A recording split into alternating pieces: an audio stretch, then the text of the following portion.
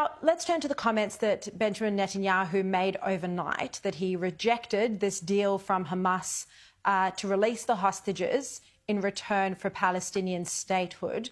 What precisely did Hamas offer, and why isn't this in Israel's best interests? Well, of course, we want to get all the hostages home, and that is why we are continuing to put military pressure on Hamas to release them. But the terms, as reported in the Wall Street Journal, were essentially for an Israeli capitulation.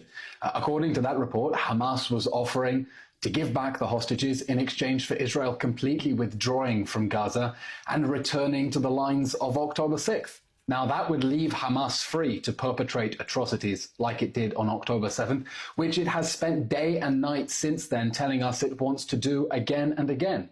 We have an obligation to let people go back to their homes. All those villages along the border where people were burned, beheaded, abducted, mutilated on October 7th, they need to sleep safely in their beds, and they can't do that. They can't do that if the Hamas terror regime is their neighbor and if Hamas feels free and emboldened to attack again. And that's why it's so important that we hear voices in the international community saying that this war has to end with Hamas's surrender. By the way, that is the position of the Australian government as well. I saw the joint statement from the Australian Prime Minister with the leaders of Canada and New Zealand saying Hamas must lay down its arms.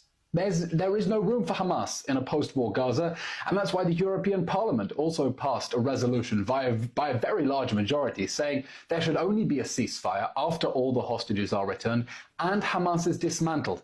Because everyone understands that if this war ends with Hamas still on its feet, it will drag us back into this cycle of violence with another massacre again.